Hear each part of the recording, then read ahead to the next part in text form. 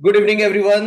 आज का आपका कॉस्टिंग का पेपर जोरदार ही गया होगा और आपने देखा ही होगा कि जितने आईएमपी क्वेश्चंस मैंने आपको दिए थे, मोस्ट ऑफ क्वेश्चंस उसमें से ही थे। मैं एक बार क्विकली आपको वो भी दिखाई देता हूँ कि देखो, कॉस्टिंग के एडवांटेजेस पूछे थे और लिमिटेशंस भी पूछे थे। मैंने थियरी में आपको वो क्वेश्चन दिया ही था। और एक बेटा क्वेश्चन अपने ईओक्यू के जैसा था, ये वाला क्वेश्चन। ठीक, सिर्फ यहाँ पे फर्क इतना था कि मैंने बाई मंथली कंजम्पशन दिया हुआ है और वहां पे आपको एनुअल कंजम्पशन दिया हुआ था शायद। ठीक है, बाकी सिमिलर क्वेश्चन है। एक गलती एग्जामिनर की मैं बताऊं क्या थी, कि उन्होंने इमीडिएट परचेज आपको क्वेश्चन में दिया था, बट डेंजर लेवल तो पूछा ही नहीं आपको आज की एग्जाम में। तो जबकि डेंजर लेवल होता है तभी इमीडिएट परचेज का काम होता है, बाकी तो उसका कोई काम नहीं था। एग्जैक्टली इसी मैनर में इंफॉर्मेशन छापी गई थी, डिट्टो इसी तरीके से था, आप जाके कंपेयर कर लेना। ठीक है, फिर मैं आपको बताता हूँ यूनिट 2 में हेल्से एंड रोन वाला एक क्वेश्चन था, जो अपने नोट्स में से ही था। आ गया ये रहा। और मैंने बोला था कि ये 10 मार्क में पूछा जा सकता है, फैक्ट्री कॉस्ट फाइंड आउट करनी थी, यही तीनों चीजें आपको पूछी गई है। सिर्फ अमाउंटें बदल दी इन्होंने, बाकी डिट्टो वैसा का वैसा था। आई थिंक सो यहाँ पे फैक्ट्री ओवरहेड में मुझे एग्जैक्टली याद नहीं, 160% दिया हुआ था आपको एग्जाम में, 150 या 160 वॉट एवर। डिट्टो बेटा क्वेश्चन था, ये भी 10 मार्क में पूछ लिया। फिर ओवरहेड का आपने देखा होगा, ओवरहेड के तो सारे क्वेश्चन एक जैसे ही लगते हैं। और इन्होंने आज के पेपर में थ्योरी क्वेश्चंस बहुत सारे पूछ लिए ऑप्शन में जो प्रैक्टिकल था उसमें इंस्टीट्यूट किया अपने यूनिवर्सिटी ने कॉस्ट कटिंग करने का काम किया ताकि पेपर बचे उनका, और थ्योरी क्वेश्चन डाल दिए।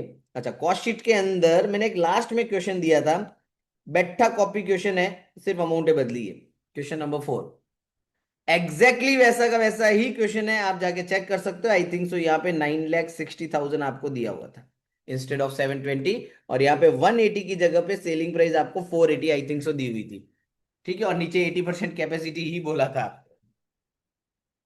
चलिए, अब जो नेक्स्ट पेपर है आपका कॉर्पोरेट अकाउंट का, वो लिटिल बिट लेंथी है, लिटिल बिट कॉम्प्लिकेटेड है। एंड प्रोफेशनल स्टूडेंटों ने, सीएमए वालों के तो कहीं भी सिलेबस में इसमें से एक चैप्टर को छोड़ के कोई भी चैप्टर आपने कभी नहीं पढ़ा होगा। ठीक है, पहले हुआ करते थे आपके सिलेबस में, लेकिन अब ये आप चैप्टर्स जो है आपके सिलेबस के कब के निकल गए हैं।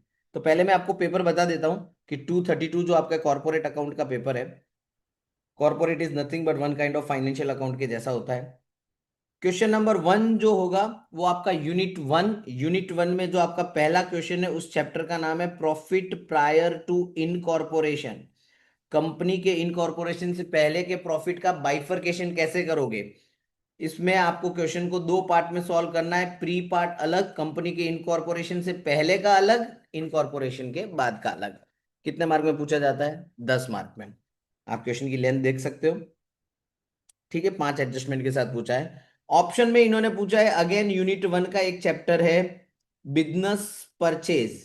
ये लिटिल बिट अमालगमेशन जैसा आपको लगेगा, ग्रुप 1 में जो आपने पार्टनरशिप में अमालगमेशन देखा हो तो। ये इसके अंदर क्या होगा कि एक कंपनी जो होगी वो किसी का बिजनेस बाय करेगी, और बिजनेस खरीदने के बाद जो जर्नल एंट्रीज होती है, न्यू कंपनी किस तरीके से अकाउंटिंग करेगी, उसकी बैलेंस शीट वगैरह सब कुछ पूछी जाती है। देखो पूछा क्या है, from the above transaction assuming that amount was paid to the vendor, necessary journal entry पूछी and prepare the balance sheet of the company.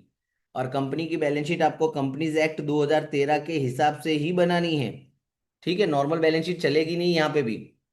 तो I think so balance sheet का फॉर्मेट तो आपको पता है, लेकिन क्वेश्चन की लेंथ देखो, ये क्वेश्चन करने में मिनिमम मेरे हिसाब से 20 से 30 मिनट।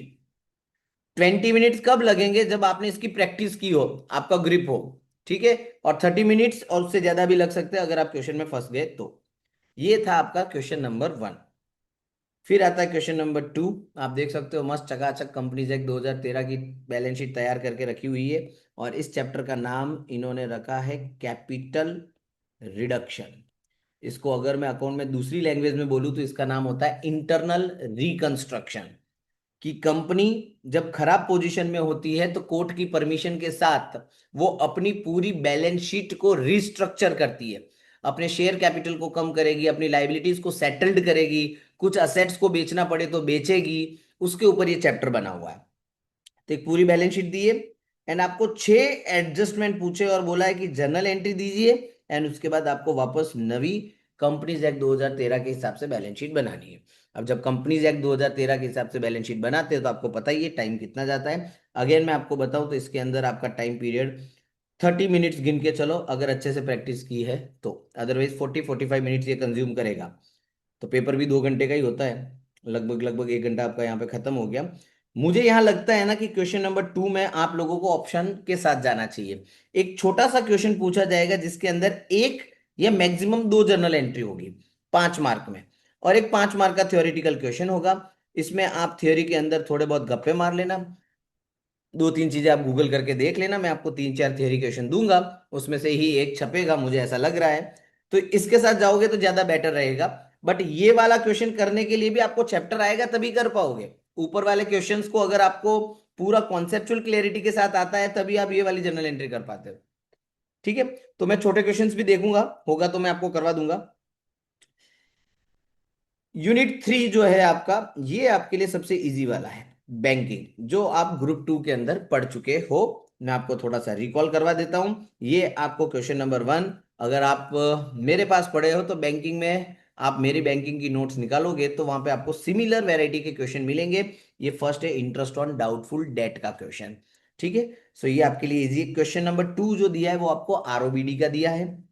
और क्वेश्चन नंबर 3 जो दिया है ये one of the easiest question है मेरे हिसाब से। आपको सिर्फ शेड्यूल 11 बनाना है। ठीक है, और नाम भी बोला है अदर असेट। आप याद करो मैंने आपको सिखाया था कि शेड्यूल 10 जो होता है वो फिक्स असेट का होता है बैंकिंग में, और 11 अदर का होता है। और बैंकिंग की फिक्स असेट में लिमिटेड चीजें ही होती है, फर्नीचर एंड फिक्चर्स होता था, एंड प्रीमाइजेज होती थी, एंड गोल्ड होता है। ये 3 चीजों को हम कहां डालते हैं? फिक्स असेट में। इसके अलावा जितनी दिखाई दे सब कहां डाल देनी है हमको? शेड्यूल 11 में। तो ये तो मैं आपको अभी सॉल्व करवा देता हूं। फर्नीचर नहीं आएगा, वो 10 में जाता है।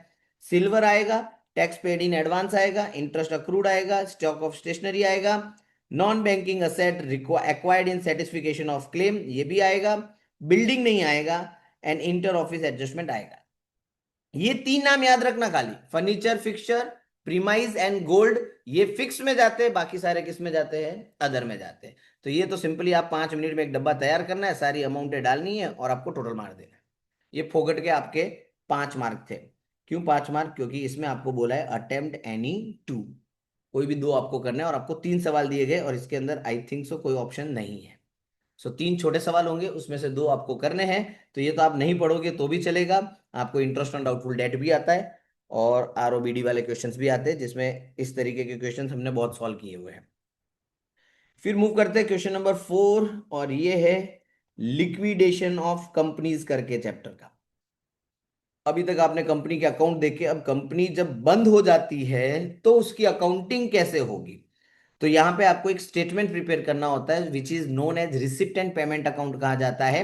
बट वो स्टेटमेंट एक पर्टिकुलर ऑर्डर वाइज होगा, किसको पहले पैसा देना है, कितना पैसा आपके पास अवेलेबल है, ठीक है, शेयर होल्डर को मिलेगा नहीं मिलेगा, ये सारी चीजें इसमें होगी। और ये भी लेंथी क्वेश्चन में फॉल होता है 5 एडजस्टमेंट के साथ। और आपको देखो बोला है लिक्विडेटर का रिसिप्ट एंड पेमेंट अकाउंट आपको बनाने का है। अगेन हो सके तो ऑप्शन वाले क्वेश्चंस के साथ जाना, जिसमें आपका टाइम कम लगेगा। क्लियर? और फिर आपका क्वेश्चन नंबर 5 जो है वो आपका एमसीक्यू वाला ही है। ओके, अब मैं आपको आईएमपी क्वेश्चन एक बार दिखा देता हूं। चलिए, मोस्ट आईएमपी क्वेश्चंस अपने कॉर्पोरेट अकाउंटिंग पेपर डीएससी 232 का 100% एश्योरेंस के साथ।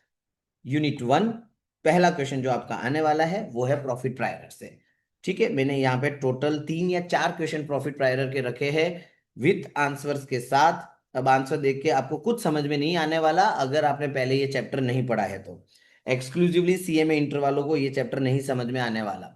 ठीक है, तो जिसको भी इसके पर्टिकुलर वीडियो चाहिए वो आप मुझे मैसेज कर दे तो मैं आपको भेज दूंगा, इफ अवेलेबल हुए तो। एल्स मैं ट्राई करता हूं कि ये जितने भी क्वेश्चन मैंने दिए वो मैं आपको सॉल्व करके 1-2 क्वेश्चन बेसिकली आपको बता दूं कि इसमें क्या करना है आपको, ताकि आपको हेल्पफुल रहे, बिकॉज टाइम का तो इश्यू है ही आपके पास। तो मैंने टोटल 4 क्वेश्चन इसमें डाले, और आप देख सकते हो ऐसा एक स्टेटमेंट हमको प्रिपेयर करना होता है इसमें। Particular total base pre incorporation post incorporation, expense अलग, इनकम अलग, पोस्ट की और प्री की। ये जस्ट लाइक ओवरहेड में जैसे आप रेशियो करते थे, वैसे इसमें भी सारी चीजों को आपको एक रेशियो में डिवाइड करना है। और रेशियो क्या है? जैसे कि 1:4, तो 1 का मतलब प्री हुआ, 4 का मतलब पोस्ट हुआ। अब ये खाली आपको देखना रहेगा कि कौन सी चीज कौन से रेशियो में जाएगी और कैसे जाएगी अगर एडजस्टमेंट दिया है तो। कई बार ऐसा होगा कि कई सारे खर्चे दो अलग अलग रेशियो में भी जा सकते हैं। ठीक है, तो ये हो जाता है हमारा यहाँ पे। चार क्वेश्चन मैंने आपको प्रॉफिट प्रायरर के जो दिए वो, और ऑप्शन में आएगा आपके business purchase. Again business purchase quite lengthy, इसमें मैंने दो या तीन क्वेश्चंस डाले हैं, जिसमें पहला वाला क्वेश्चन खास आप करना, दिखने में छोटा है और थोड़ा बहुत लेंथ वाइज ये आपको कंपेरेटिवली स्मॉल ही दिखेगा। ठीक है, बट आंसर अगर आप देख रहे हो तो सबसे पहले आप देख सकते हो एक वर्किंग नोट होती है जिसे हम नाटो कहते हैं, फिर परचेज कंसिडरेशन आता है, फिर गुडविल आता है, फिर आप देखो जर्नल एंट्री पूछते हैं, और फिर उसके बाद एक रिवाइज बैलेंस शीट ये लोग प्रिपेयर करने को बोलते हैं कंपनी की, विथ नोट्स ऑफ अकाउंट। ध्यान रखना कंपनीज एक्ट 2013 चल रहा है यहाँ पे। तो मैंने यहाँ पे लगभग तीन क्वेश्चंस डाले हैं with entry and balance sheet के साथ। सो आप एक बार देख सकते हो, ये तीनों आप करके जाना, बिकॉज ये पेपर में they can ask you anything. So मैंने लिमिटेड क्वेश्चन ही डाले, दो दो तीन तीन। या तो फिर आप एक काम करो, प्रॉफिट प्रायरर या बिजनेस परचेज में से कोई एक ही करो। लेकिन अगर थ्योरी क्वेश्चंस पूछ लिए और पेपर में स्लाइट अगर यूनिवर्सिटी ने चेंज किया तो आप फंस जाओगे। ऐसा भी कर सकते बिजनेस परचेज पूछे, प्रॉफिट प्रायरर पूछे ही नहीं आप। ये पॉसिबिलिटी है पेपर में, इसलिए हो सके तो दोनों के एक एक क्वेश्चन करना। अदरवाइज थोड़ा रिस्क और गैम्बल करना तो एक ही चैप्टर के साथ जाना।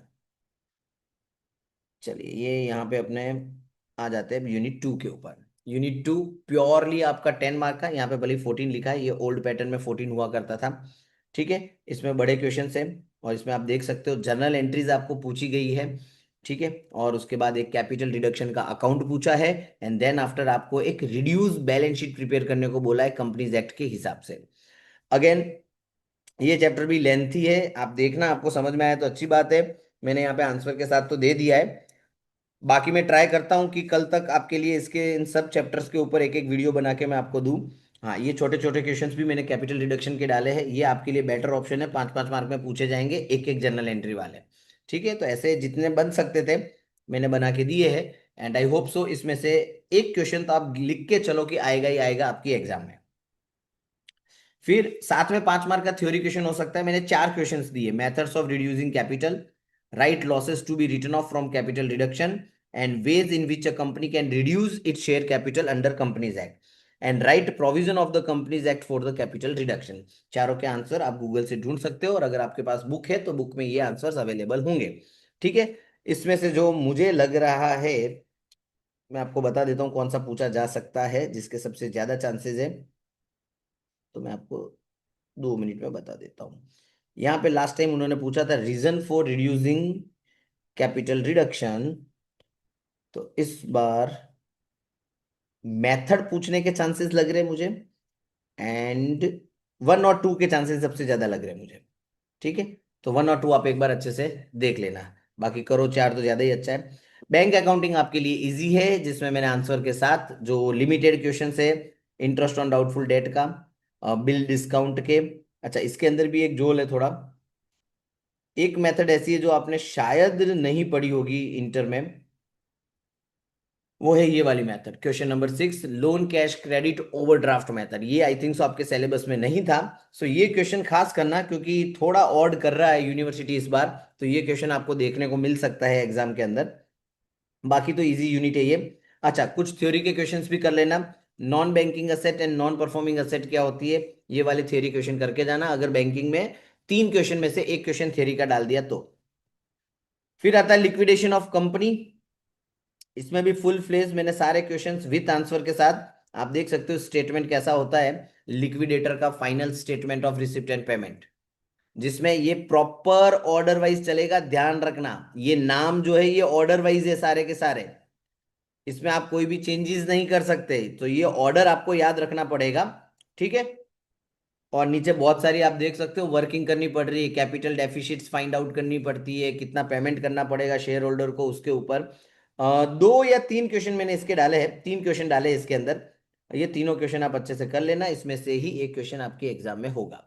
ठीक है, और अगर इसके ऑप्शन में थियरी पूछ लेते हैं तो वेल एंड गुड। ये है आपके most IMP question with answer के साथ, जो आपको कर लेने हैं refer. Okay, apart from that मैं ट्राई कर रहा हूँ कि मैक्सिमम कोई चैप्टर्स के मैं आपको सम सॉल्व करके वीडियो अच्छे से बना के दूं। उसके लिए आपको कल तक वेट करना पड़ेगा, और आई थिंक सो आपकी नेक्स्ट एग्जाम जो है 24 को है, सो आपके पास 2 दिन का टाइम है अच्छा खासा। ठीक है, आई विल ट्राई दैट कि एज सुन एज अर्ली जो है मैं आपको ये वीडियो अपलोड करके दूं। ओके, चलिए बाय बाय। तब तक आप इतना रेफर कर दीजिए, एक बार पूरा सिस्टम समझ लीजिए, जो चैप्टर आपको लग रहे इजी है उसको आप अच्छे से खत्म कर दीजिए।